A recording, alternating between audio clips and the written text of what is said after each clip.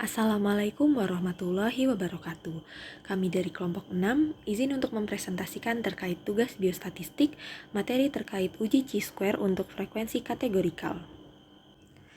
Definisi uji chi-square atau uji Q kuadrat adalah metode statistik untuk menentukan apakah ada hubungan antara dua variabel kategorikal dan untuk menguji signifikansi perbedaan antara distribusi pengamatan yang diamati dengan distribusi yang diharapkan. Uji sebaran data tidak diperlukan dalam uji chi-square. Yang perlu diperhatikan adalah nilai frekuensi observasi dan nilai frekuensi harapan atau expected frequency. Syarat uji chi-square yang pertama adalah datanya berupa data kategorikal, yang mana variabel yang diukur harus bersifat kategori atau kelompok dengan skala nominal ataupun ordinal. Contohnya seperti jenis kelamin, status IMT, status penyakit, dan tingkat pendidikan. Lalu yang kedua adalah jumlah sampel besar atau tidak ada pengelompokan yang terlalu kecil sehingga harapannya tidak ada lebih dari 20% sel yang memiliki nilai harapan atau expected count kurang dari 5. Untuk uji chi-square bisa menggunakan tabel silang berupa tabel 2x2 maupun tabel non 2x2. Untuk tabel 2x2 jika memenuhi syarat uji chi-square atau uji Q kuadrat dapat menggunakan uji chi-square dengan koreksi kontinuitas dari Yates. Namun apabila tidak memenuhi syarat uji chi-square dapat menggunakan uji eksak dari Fisher. Lalu untuk tabel non 2x2 jika memenuhi syarat uji chi-square dapat menggunakan uji chi-square dari Pearson. Lalu jika tidak memenuhi syarat uji chi-square lakukan penggabungan kategori. Untuk syarat uji chi-square, banyaknya sel yang mempunyai frekuensi harapan atau expected count kurang dari 5 tidak boleh lebih dari 20%. Macam uji chi-square terbagi menjadi dua. Uji keselarasan fungsi atau test of goodness of fit. Untuk mengetahui apakah sebuah distribusi data observasi atau sampel mengikuti data distribusi teoritisnya atau frekuensi harapan.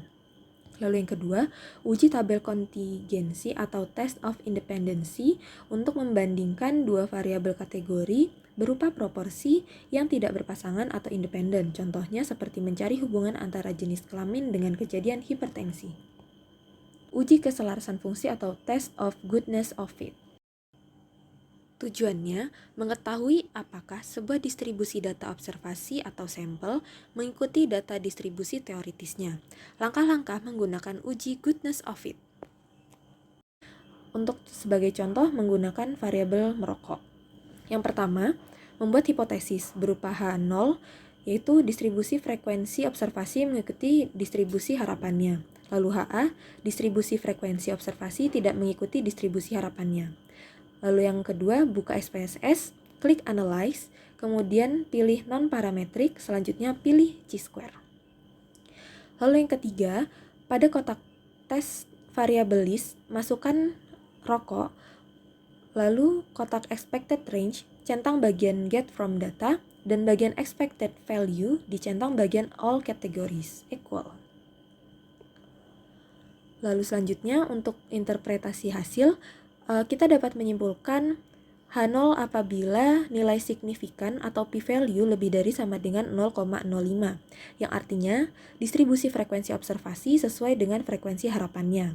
Sebaliknya, kita menyimpulkan HA atau H1 apabila nilai signifikan atau p-value-nya kurang dari alfa atau 0,05, yang artinya distribusi frekuensi observasi tidak sesuai dengan distribusi frekuensi harapannya. Untuk membandingkan dua variabel kategori berupa proporsi yang tidak berpasangan atau independen, contohnya, kita ingin mengetahui hubungan antara jenis kelamin dengan kejadian hipertensi. Masukkan data ke dalam tabel kontingensi. Berikut adalah contoh tabel kontingensi atau tabel tabulasi silang.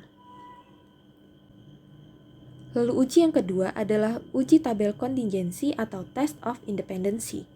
Langkah-langkah pengujian hipotesis dengan uji independensi sebagai berikut. Yang pertama, menentukan hipotesis. H0 adalah tidak ada hubungan antara jenis kelamin dengan kejadian hipertensi. Lalu HA ada hubungan antara jenis kelamin dengan kejadian hipertensi menggunakan alfa sebesar 5% atau 0,05. Yang kedua, menghitung menggunakan rumus uji independensi. Untuk rumus uji chi-square-nya sebagai berikut, dengan keterangan O sebagai observed frekuensi aktual yang terjadi pada sampel penelitian atau frekuensi observasi. Lalu E berupa expected frekuensi, yaitu frekuensi harapan adalah estimasi frekuensi yang terjadi apabila kondisi H0.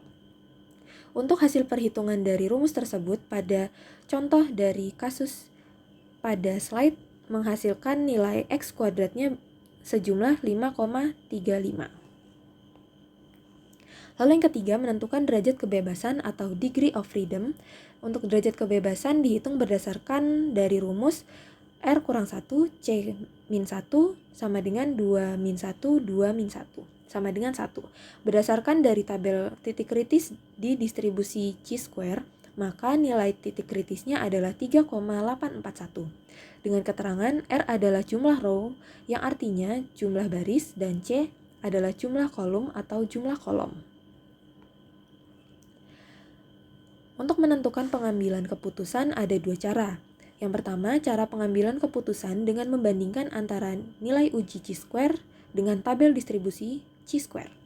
Kita menyimpulkan H0 apabila nilai hasil perhitungan rumus chi-square kurang dari titik kritis pada tabel distribusi chi-square, dan sebaliknya. Lalu cara yang kedua adalah cara pengambilan keputusan dengan membandingkan antara nilai signifikansi atau p-value dengan alfanya. Kita menyimpulkan H0 apabila nilai signifikansi atau p-value lebih dari alfa dan atau sebaliknya.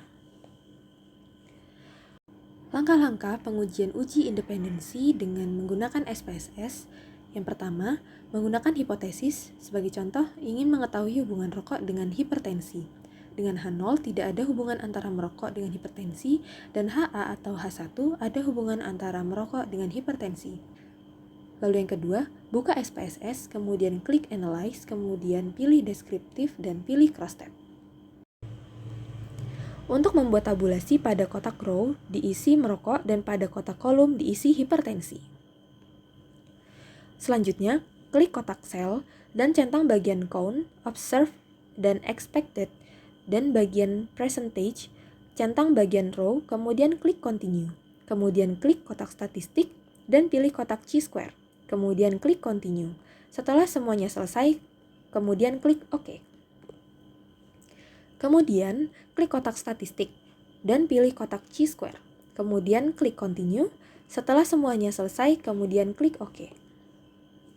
Untuk interpretasi hasil uji chi-square dengan SPSS, jika tabulasinya 2x2, maka yang dibaca adalah Heyting correction atau continuity correction atau koreksi kontinuitas. Jika nilai expected ada yang berisi kurang dari 5, maka yang dibaca adalah Fisher exact. Jika tabulasinya lebih dari 2x2, maka yang dibaca adalah Pearson chi-square. Dengan syarat expected tidak ada yang bernilai 5. Jika ada yang bernilai nilai expected lebih dari 1, akan tetapi kurang dari 5, maka yang diperbolehkan maksimal hanya 20% dari jumlah kotak. Interpretasi hasil uji chi-square kasus tersebut yaitu hasil di atas yang dibaca adalah continuity correction dengan nilai signifikansi berupa p-value sebesar 0,01. Nilai expected untuk keempat kotak ternyata tidak ada yang bernilai kurang dari 5 dan nilai p-value-nya kurang dari alfa atau kurang dari 5%. Maka kita dapat menyimpulkan HA atau H1 yaitu ada hubungan antara merokok dengan hipertensi. Terima kasih. Wassalamualaikum warahmatullahi wabarakatuh.